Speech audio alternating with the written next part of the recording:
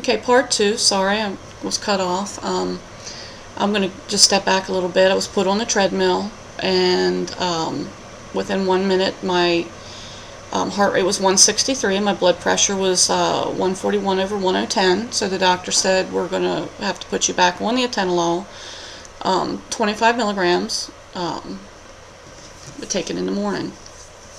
So this is what I did. During this time, actually, which I kind of left out, I was also on an event monitor, a loop monitor, that they had ordered me for 30 days. So I'm continuing to record my PVCs and send them in.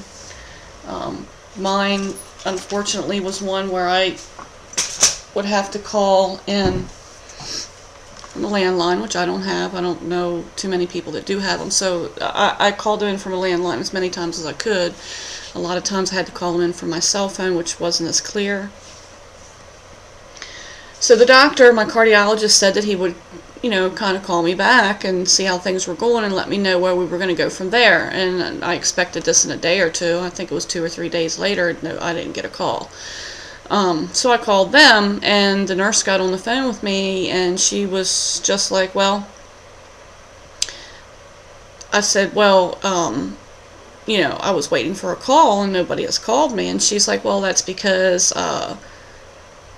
my cardiologist, she said, he's just decided to refer you to an EP, which I knew what that meant. And I'm like, oh, okay, wow, well, that was kind of a shock to me. So the whole time that I'm going through all this, of course, I'm having horrible anxiety, horrible panic attacks, real panic attacks where, for any of you who've gone through this, you probably already know what I mean. I don't need to explain it to you. Not realizing that more than likely the drastic decrease, for me anyway, in the Atenolol was causing me to have panic attacks. So I had signed up for therapy during this time too. I've had one therapy appointment. The lady does know what I'm going through, and she's tried to work with me with some relaxation techniques, but that kind of crap just doesn't work when your body is just, I guess, pushing out adrenaline, dropping adrenaline, and you have no control over it, and you can't control it. So Xanax has really been my best friend through all this. So step back a little bit. I did go to see fairly quickly my EP, which is an electrophysiologist, and luckily enough for me, I suppose, he did tell me that he was trained at Johns Hopkins, which made me feel a lot better. He didn't really discuss things with me a ton. I just was with him like maybe 5 minutes, which kind of surprised me, and I explained to him what I was feeling. And he had some of my test results from the cardiologist, not all of them, but some of them. And he looked at them, and he listened to me for like 5 minutes, and he looked right at me, and he's like, I know exactly what you're going through. I can tell you I totally understand, and I can help you. Which I just wanted to cry right then and there. I just wanted to break down and cry. It's like, because every person I had been to is like, oh, this is normal. We don't know why you're having panic attacks. Oh, it's interesting that your blood pressure's dropping, and while your heart rate's really low, and in the 50s and 40s, sometimes that's okay. Well, it wasn't okay for me. So it was very frightening that it seemed like before this gentleman that I seen, like nobody kind of could put their finger on what was going on. My appointment didn't last with him very long. The only thing he really said to me was that I can help you. He said that he wanted to do a mapping and maybe an ablation. He said, the possibility of a pacemaker, but he just doesn't pop them into anybody, and even if I did need one, it might be way, way, way down the road, hopefully.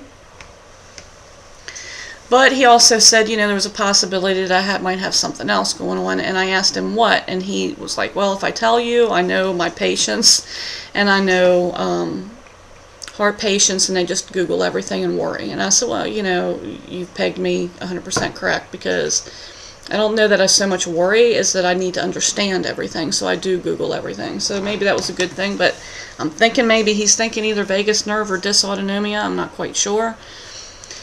But my EP is scheduled for Friday, so I'm doing these videos because I know that I'm a very introverted person, but I know from what that I'm going through, that if anybody else is going through this and this might help them, I want to do that because I've watched other people's videos and they've made me feel comforted.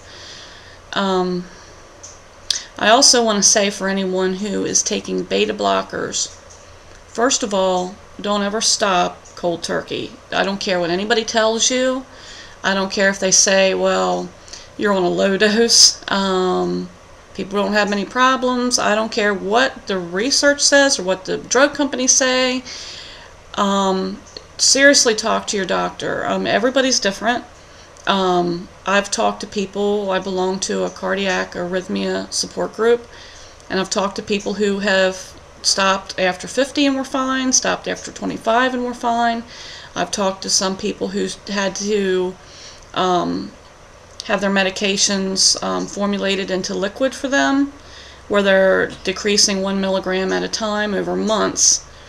But I can tell you that I was on 50 milligrams for 3 years, unknown to me of any of the dependency side effects or anything like that, totally oblivious. So when they did decrease me to 25, I really thought that I was having a nervous breakdown and a lapse in my sanity, because I do have anxiety disorder, but I've never had it where I really seriously thought at least 5 times that I was going to have to drive myself to this psych unit, seriously.